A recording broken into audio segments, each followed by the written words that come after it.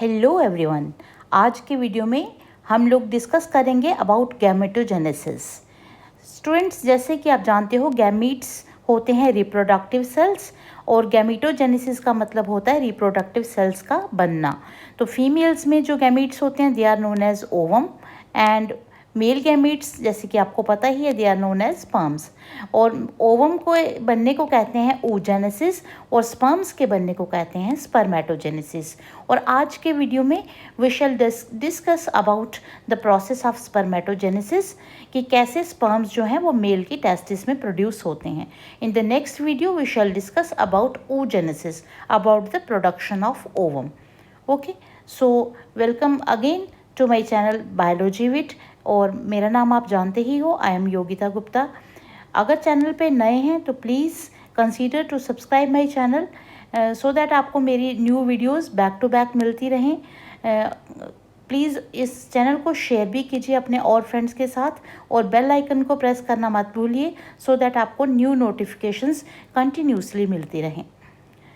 तो बच्चों, जैसे कि आप जानते हो कि स्पर्मेटोजेनेसिस क्या हुआ कि it is the process by which sperms are produced in the testis of males. जैसे कि स्पर्म्स बनते हैं टेस्टिस की मेल्स की टेस्टिस के अंदर, that process is known as spermatogenesis. अब ये टेस्टिस क्या है? Testis are the male reproductive organs. इनके बारे में हमने डिटेल में अपने प्रीवियस वीडियो में पढ़ा है। अगर आपने वो वीडियो नहीं देखी है, मैं उसका लिंक डिस्क्रिप्शन बॉक्स में दे दूँगी, आप उस वीडियो को भी देखिए और आपको फिर स्पर्मेटोजेनेसिस और अच्छे से समझ आएगा। ओके, नाउ ये जो प्रोसेस होता है स्पर्मेटोजेनेसिस का, ये स्टार्ट होता है at the age of puberty. Puberty मतलब 13-14 ईयर्स की एज में जब मेल पहुंचता है, जब एक लड़का पहुंचता है, उसकी एज के बाद 13 और 14 ईयर्स की एज के बाद ये स्पर्मेटोजेनेसिस उसकी बॉडी में स्टार्ट होता है।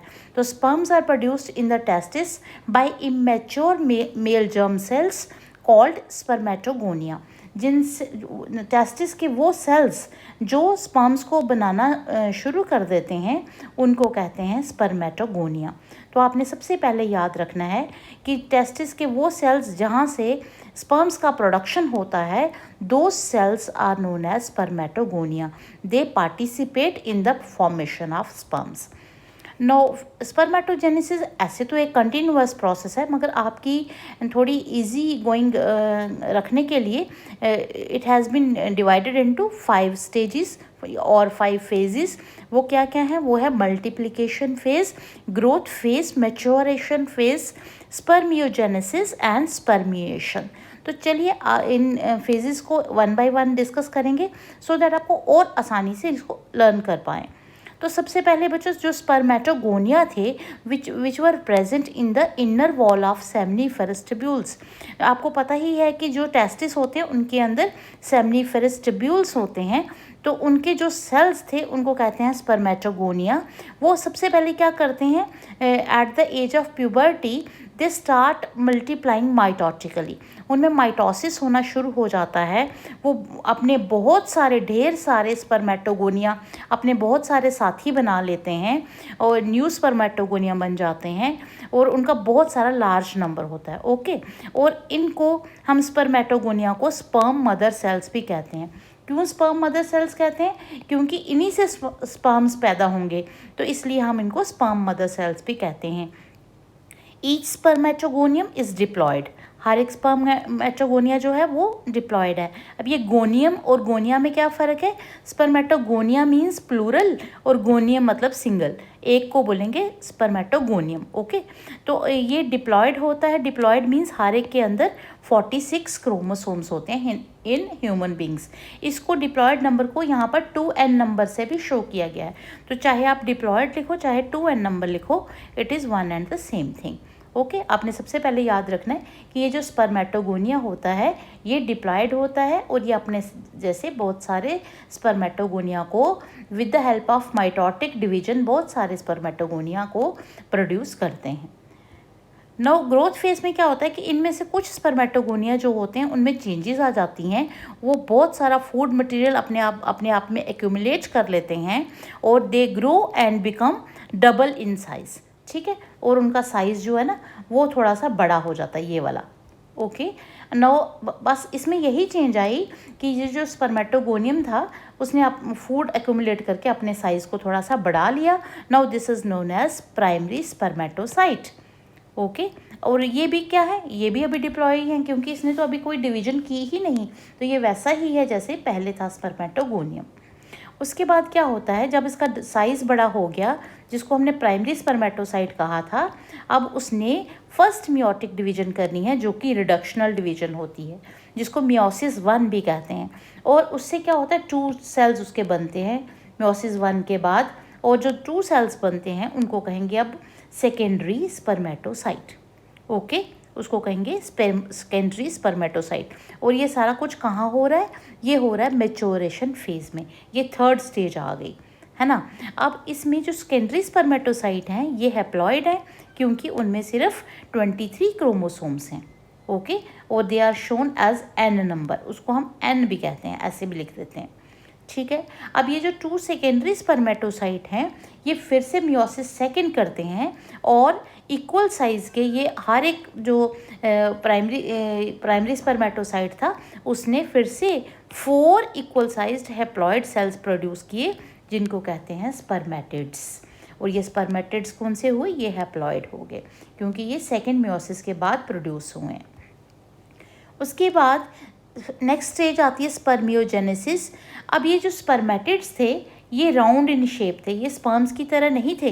अब इनको तो स्पर्म्स बनना है, तो इनको स्पर्म्स बनने की स्टेज जो होती है, जो ट्रांसफॉर्मेशन होती है इनकी into the sperms, that process is known as spermiogenesis.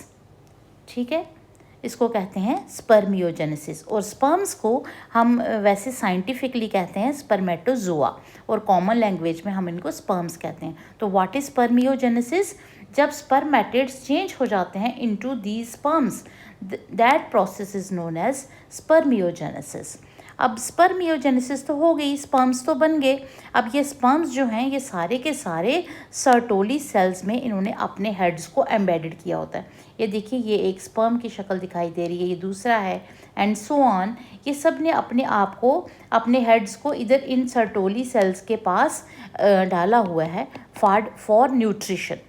Okay, और ये फिर फाइनली जब ये रिलीज़ हो जाते हैं फ्रॉम द सेमनीफेरस ट्यूब्यूल्स, उस प्रोसेस को कहते हैं स्पर्मिएशन। अब आपको पता ही है कि रिलीज़ होके कहाँ जाएंगे, वास डेफरेंस इसको ले जाएगा और उसको बहुत सारे डक्ट्स की स्क्रीशंस मिलेंगी और फाइनली ये टेस्टिस से बाहर आ जाएंगे, ये पेनिस से बाहर आ जाएंगे। नो, ये जो डायग्राम मैंने बनाए हैं, यहाँ पर ये 2 डायग्राम्स लगाए हैं। एक तो सही प्रोसेस जो है वो है स्पर्मेटोजेनेसिस का, और दूसरा ये जो है ये है फ्लो डायग्राम। और इससे आपको और इजीली लर्न हो जाएगा कि सबसे पहले जो जर्म सेल्स थे उन्होंने बहुत सारी माइटोसिस की और बन गए क्या, स्पर्मेटोगोनिया। और स्पर्मेटोगोनिया जो है अपने जैसे और ज़्यादा वो हैं कहाँ, सेमनीफेरस ट्यूब्यूल में, और बहुत सारे स्पर्मेटोगोनिया पैदा कर रहे हैं। उसके बाद वो मियोसिस 1 करते हैं, उसको कहते हैं प्राइमरी स्पर्मेटोसाइट। फिर मियोसिस सेकंड होती है, वो होगी, उसके बाद बनता है सेकेंडरी स्पर्मेटोसाइट। सेकेंडरी स्पर्मेटोसाइट जो है उसका बनता है स्पर्मेटिड, और वो बाद में मैच्योर होके बन जाते हैं ये स्पर्म्स। तो ये वाला प्रोसेस को ये फ्लो डायग्राम आपको हेल्प करेगा to draw the diagram in the exams. No बच्चों, सबसे इम्पॉर्टेंट ये है कि जो हॉर्मोन्स हैं, हमने अभी तो कहा था कि ये जो सारा प्रोसेस है ये स्टार्ट होता है at the age of puberty. ऐसा क्यों, क्योंकि प्यूबर्टी की एज में ही बहुत सारे हॉर्मोन्स हमारी बॉडी में, मेल्स और फीमेल्स की बॉडी में सक्रीट होना शुरू हो जाते हैं जो हेल्प करते हैं in the process of gametogenesis. अब मेल्स में तो होता है स्पर्मेटोजेनेसिस, तो अब उसके लिए कौन कौन से हार्मोन्स क्या क्या काम करते हैं, इसके लिए मैंने एक इजी सा डायग्राम बनाया है जो आपको बहुत हेल्प करेगा, क्योंकि इस सेक्शन से भी बहुत बार नीट में भी और एग्जाम्स में भी क्वेश्चंस पूछे जाते हैं। तो बच्चों, हमारे ब्रेन में एक ग्लैंड होता है that is known as hypothalamus. Hypothalamus क्या करता है, जब मेल एक प्यूबर्टी की एज में पहुंचता है तो हाइपोथैलेमस इंक्रीज़ कर देता है the release of gonadotropin releasing hormone.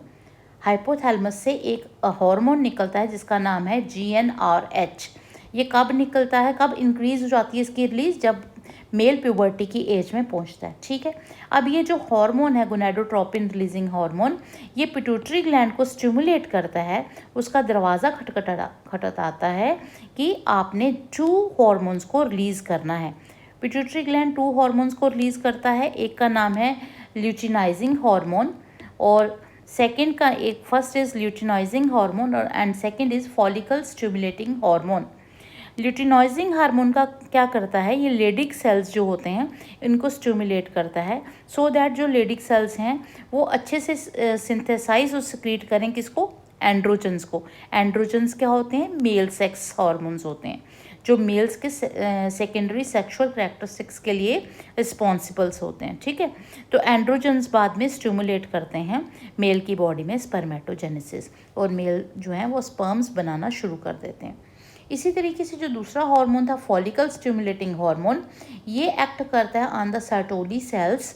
Sertoli cells उसके बाद क्या करते हैं, वो सिक्रीट करते हैं कुछ फैक्टर्स जो हेल्प करते हैं इन स्पर्मियोजेनेसिस, जो स्पर्मेटिड्स को स्पर्म्स बनाने में हेल्प करते हैं। तो ये था हार्मोन्स का रोल। आप इसको रिवाइज करेंगे तो आपको अच्छे से लर्न हो जाएगा। नो बच्चों, अगर स्ट्रक्चर ऑफ स्पर्म को देखें एक सिंगल को, तो एक sperm is a microscopic structure.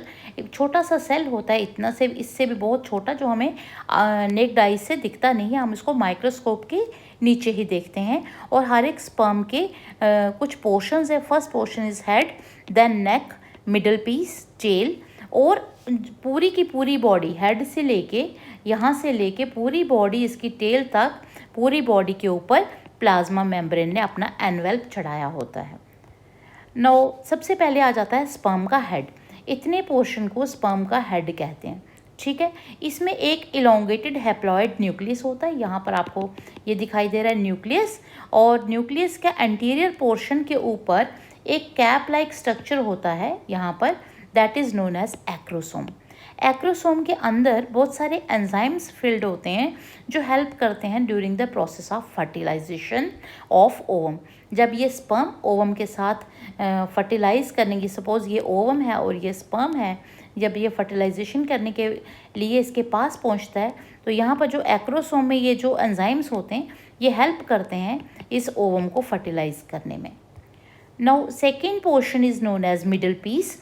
यहाँ से ये नेक से स्टार्ट होता है और टूवर्ड्स टेल जाता है। इसमें बहुत सारे माइटोकॉन्ड्रिया होते हैं जो एनर्जी प्रोड्यूस करते हैं for the movement of tail. Now बच्चों, जो नेक है वो it is a small constriction, यहाँ पर छोटा सा कट जैसा स्ट्रक्चर है, that is known as neck, और ये बड़ा छोटा सा हिस्सा होता है और इसके अंदर 2 सेंट्रियोल्स प्रेजेंट होते हैं। First is known as proximal centriole and second is distal centriole. Now next is the tail. अब जो इसका पोस्टीरियर पोर्शन है, जो पीछे वाला पोर्शन है, that is known as the tail. Posterior means last, पीछे वाला पोर्शन। अब इसके अंदर एक्सियल फिलामेंट होता है, ये जो ब्लैक कलर का आपको दिखाई दे रहा है, और उसके ऊपर साइटोप्लाज्म होता है, और पहले ही मैंने बताया कि पूरी बॉडी के आगे पीछे सेल मेम्ब्रेन होती है। टेल मूवमेंट हेल्प करती है स्पर्म की मोटिलिटी में, सो दैट स्पर्म जो है वो अच्छे से मूव कर पाए, फास्टली मूव कर पाए और फर्टिलाइजेशन के लिए ओवम के पास पहुंच पाए। नाउ जब स्पर्म्स रिलीज्ड होते हैं फ्रॉम द सेमनीफेरस ट्यूब्यूल्स, वो चले जाते हैं थ्रू एक्सेसरी डक्ट्स। अभी मैंने बोला जैसे यहाँ पर ये जो हमारी टेस्टिस थी, टेस्टिस के अंदर से यहाँ से सेमनीफेरस ट्यूब्यूल से स्पर्म्स निकले और ये चल पड़े टूवर्ड्स पेनिस। तो यहाँ से स्पर्म्स जाएंगे, इसको मैं दूसरे पेन से शो करूँगी। यहाँ से स्पर्म्स जाते हैं और जाते जाते यहाँ से होते हुए ये जाते हैं थ्रू, किसके थ्रू निकल रहे हैं, थ्रू वास्ट डेफरेंस के थ्रू निकलते हैं, और फिर उसके वहाँ से उनको यहाँ से सेमिनल वेसिकल की भी सिक्रीशन मिलती हैं, फिर इस प्रोस्टेट ग्लैंड की भी सिक्रीशंस मिलती हैं, और ये आगे आगे चलते चलते फिर ये पेनिस के थ्रू यहाँ से बॉडी से बाहर आ जाते हैं। The function of male sex accessory ducts and glands are maintained by the testicular hormones. जो टेस्टिस हार्मोन्स निकालते हैं, एंड्रोजन्स निकालते हैं, उनका ये काम भी है कि इन सारे डक्ट्स का, जितने भी ये सारे डक्ट्स हैं, इन सारे डक्ट्स के फंक्शंस को कंट्रोल करना। Now seminal plasma along with the sperms constitute the semen। तो सीमन किसको बोलते हैं? जो सेमिनल फ्लूइड जो निकलता है उसको कहते हैं सीमन। तो उसमें एक कॉइटस के दौरान, एक इंटरकोर्स के दौरान ह्यूमन मेल्स जो हैं वो 200 to 300 मिलियन स्पर्म्स इजैकुलेट करते हैं, वो बॉडी से बाहर निकालते हैं। और नॉर्मल फर्टिलिटी के लिए 60% स्पर्म्स जो हैं उनकी नॉर्मल शेप और साइज़ होनी चाहिए। अगर एक ह्यूमन मेल, अगर हम उसको माने कि वो फर्टाइल है, तो उसके स्पर्म्स जो हैं एटलीस्ट 60% स्पर्म्स उसके नॉर्मल शेप और साइज़ के होने चाहिए। और जो 40% स्पर्म्स हैं उनकी विगरस मोटिलिटी होनी चाहिए। अगर वो मोटाइल नहीं होंगे तो वो स्पर्म्स फर्टिलाइजेशन के काबिल नहीं होंगे। So student, this was all about today's spermatogenesis. अपने अगले वीडियो में फिर से मिलेंगे। Till then stay safe, study hard.